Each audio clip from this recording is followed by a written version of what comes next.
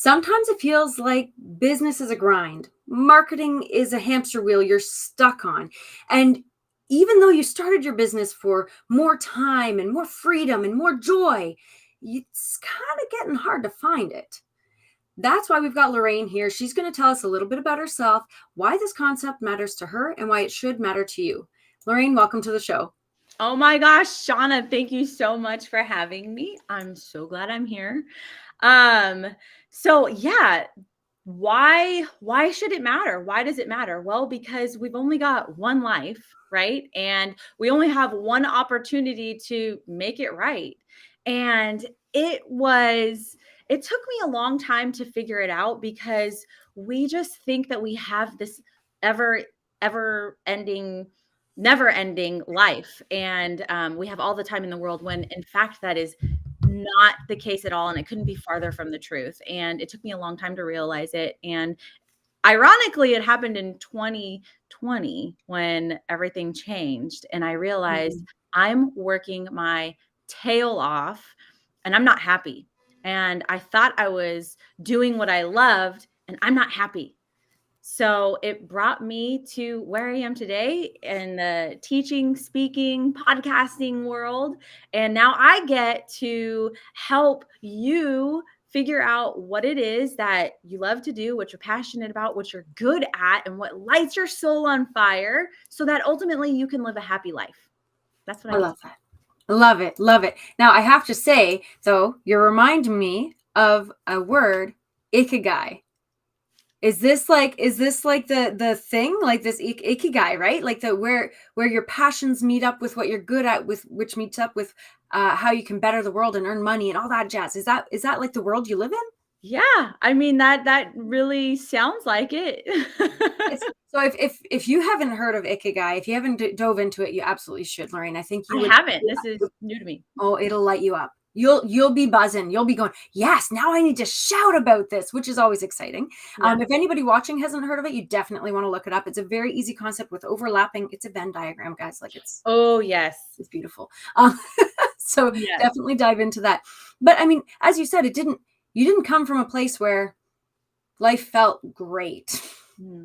And you were able to navigate your life, your business, the world around you. You've made some pretty big moves in order to really embrace what it means to be happy in the now with what you have and create from that joy, just joy. Can you tell me more about that?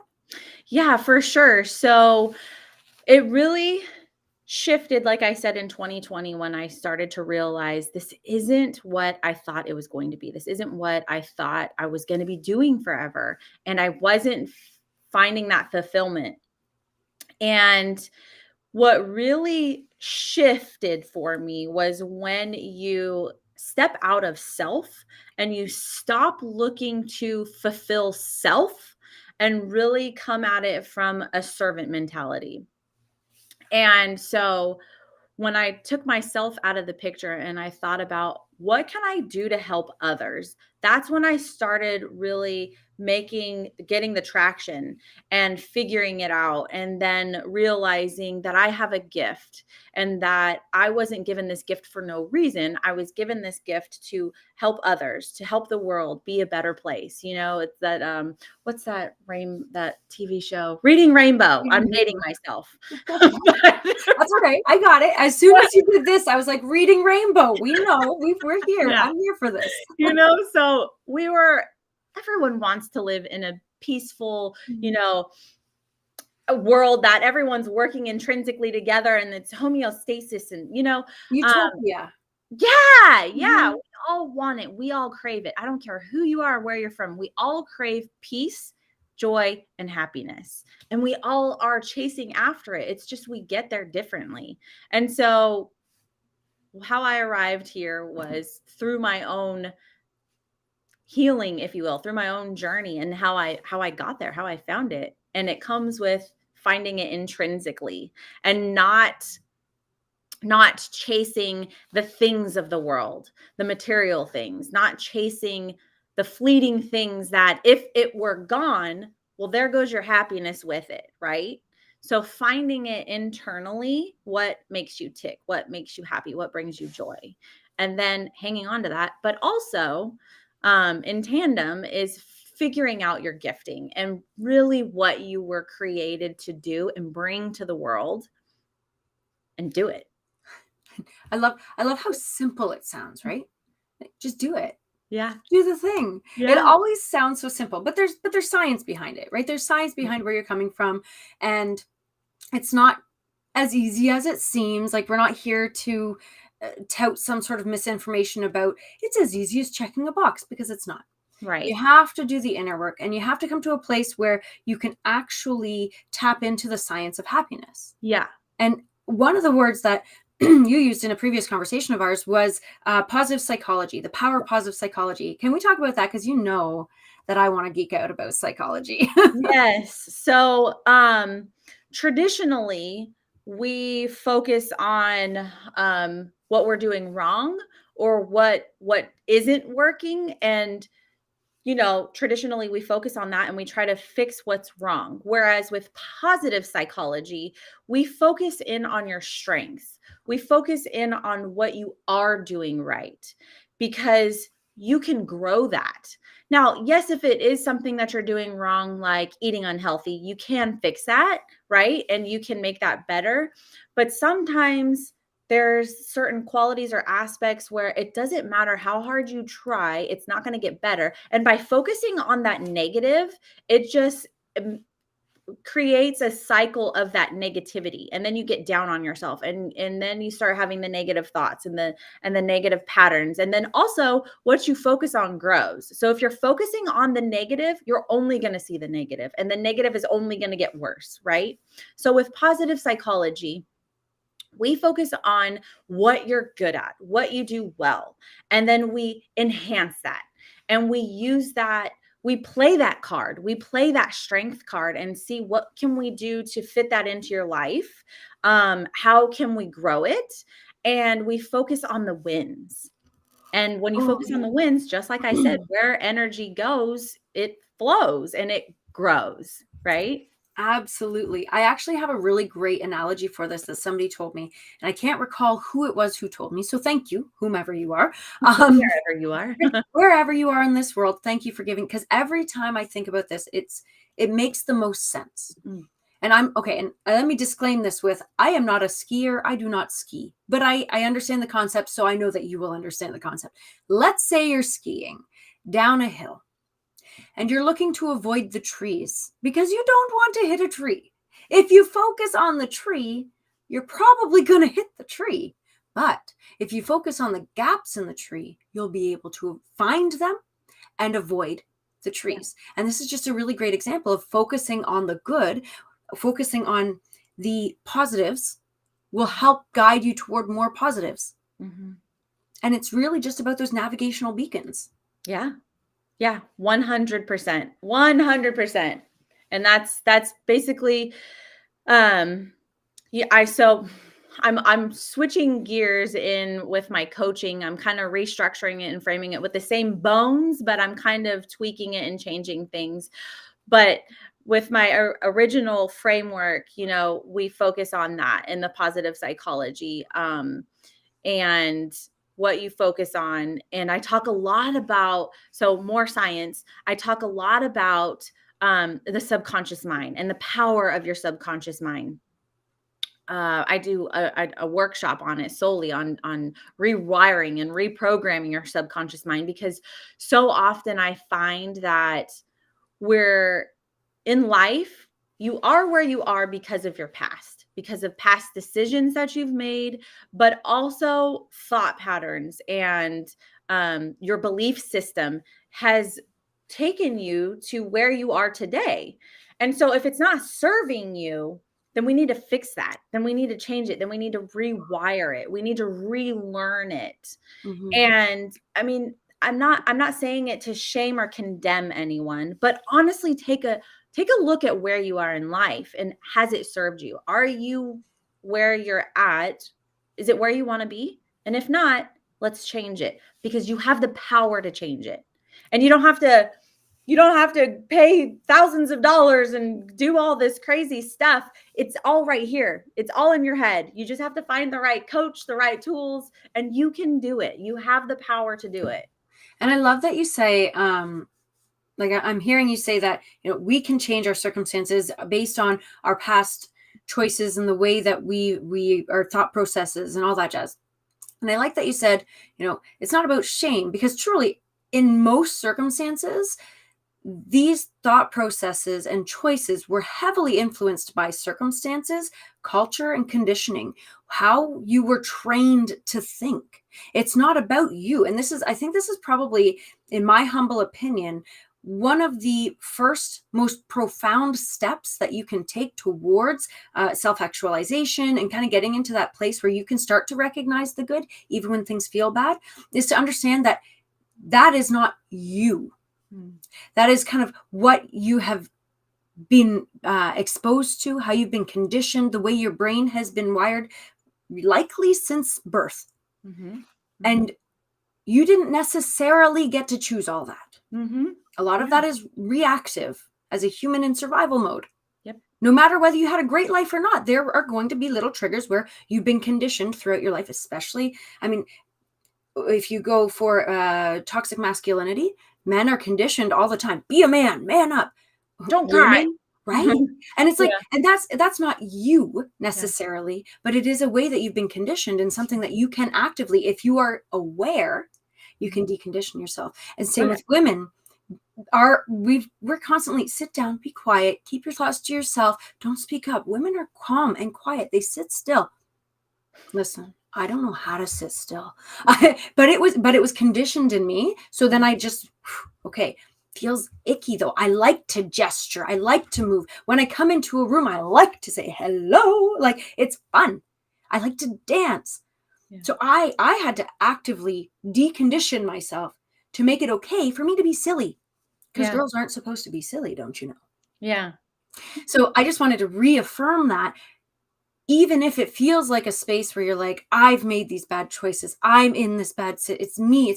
First step is to separate that and start thinking more about what you can do to be the person you want to be. Yes. Step into that. Yes, absolutely.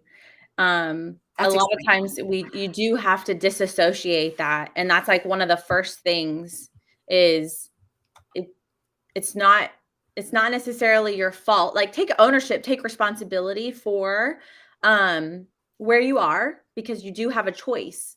So think of it more of empowerment. You're empowering yourself because you can change this. You can make a choice and take ownership of what you've done and how you've gotten here, but disassociate and also know that some of these thought patterns were, like you said, wired in you, but now you can change it. So let's move forward where we want to go, start looking where we want to go, and what do we need to do to get there.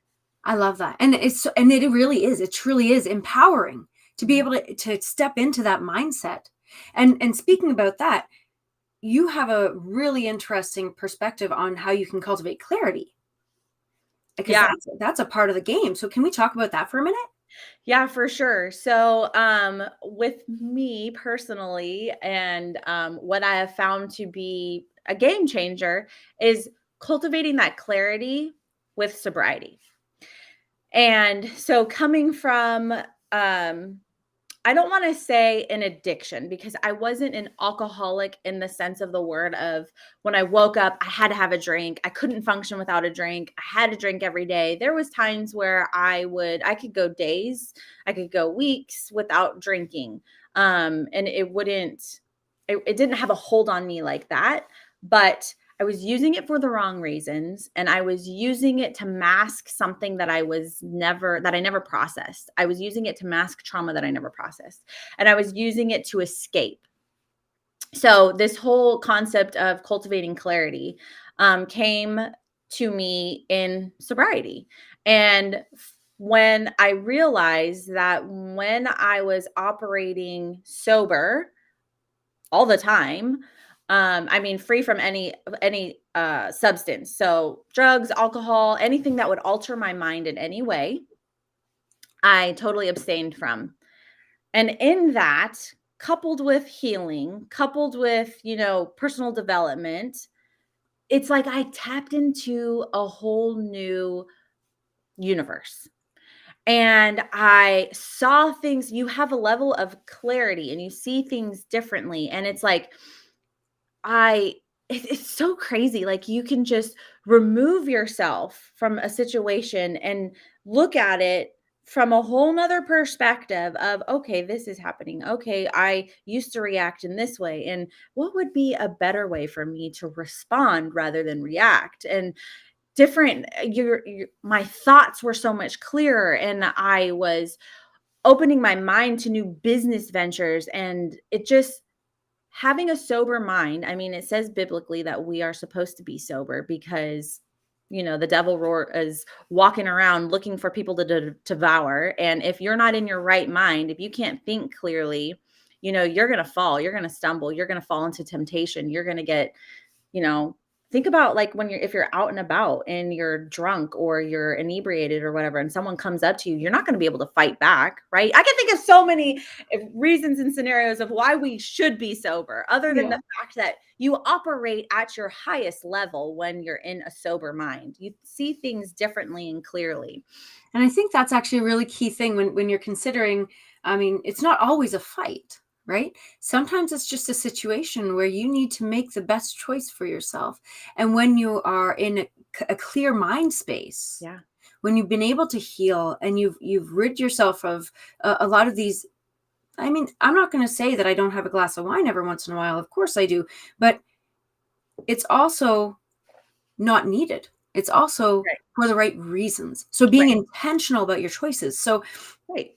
clearing that headspace allows you to make those right choices for yourself, achieves a sense of clarity in all aspects, biologically, business-wise, life-wise, relationally. That's a pretty big reason to think a little bit more critically about what you're putting into your body. And that includes things like scrolling on your phone. Mm-hmm.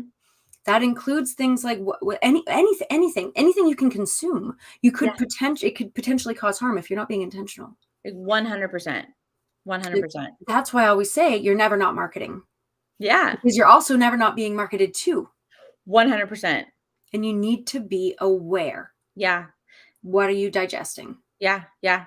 It's that self-awareness that, I mean, it's such a buzzword, but it's so true. And if you are self-aware in one aspect, then you can be self-aware in all aspects. And something that I really am focusing on is, what is it doing to me internally? Everything, no matter what it is, scrolling, for instance, what is it doing to me internally? If am I wasting my time? How am I showing up? Am I paying attention to, there's people in front of me? Am I just, Mm.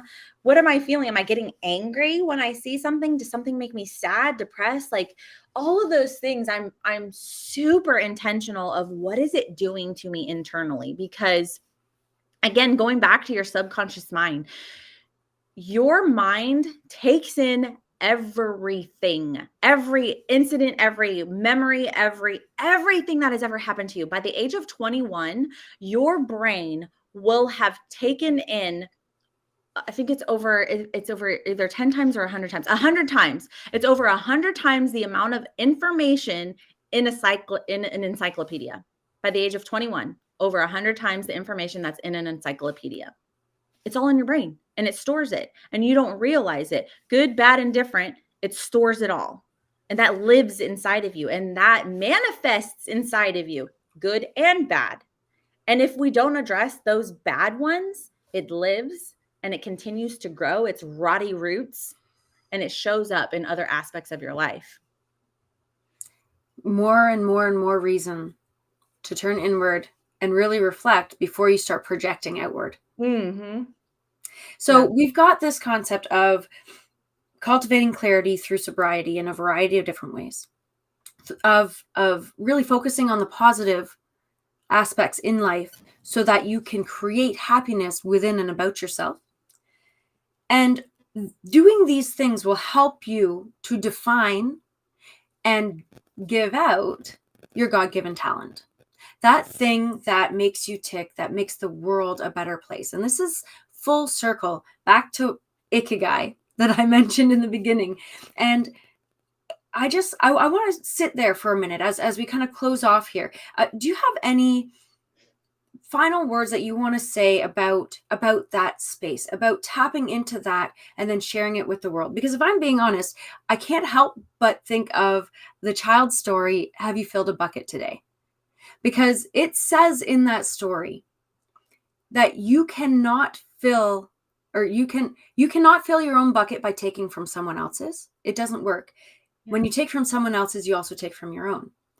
But the magical part of it is that when you fill another person's bucket, and their bucket holds all the good thoughts and feelings about themselves. You can tell I've read this book a few times to my kids. But when you fill someone else's bucket, you fill your own bucket too. And I just feel like that is a really good kind of thought to bring forth when you're talking about specifically bringing forth those intrinsic, tapping into your potential. Yeah. And really bringing forth what you were meant to bring forth. Yeah. I want to get your wisdom, your expert wisdom on that before we sign off so that we can empower the people who are watching to take action and to move forward. Okay. So my biggest thing is, first and foremost, your past does not define you, because I am not perfect. I am a work in progress. I've just tapped into my gifting and I realize it. And so it only excites me and drives me. And I want that for you. And I understand that that can seem overwhelming, and some people don't resonate with that and don't want to change the world. And that's okay, because everyone has a unique gifting. And when you tap into that unique gifting, you are operating in your superpower. And everyone has it. Everyone was uniquely created and has a unique gift to bring the world. Big, small, it doesn't even matter. And so what I want to encourage you with is, don't let your past stop you from your future, because you were divinely created for a divine purpose, and the world actually needs it.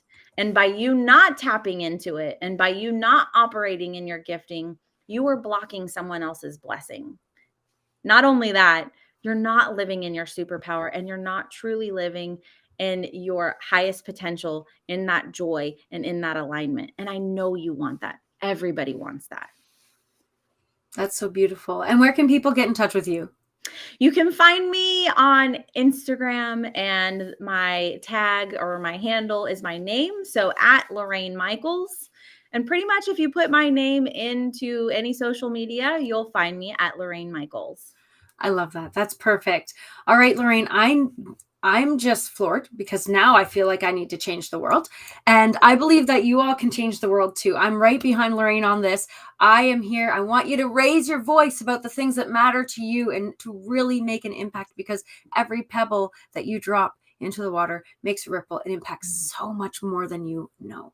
With that, we have a lot of people just like Lorayne ready, lining up to have conversations here. So you want to join us, subscribe, follow, so that you can catch every episode as they come out. There's at least one a week.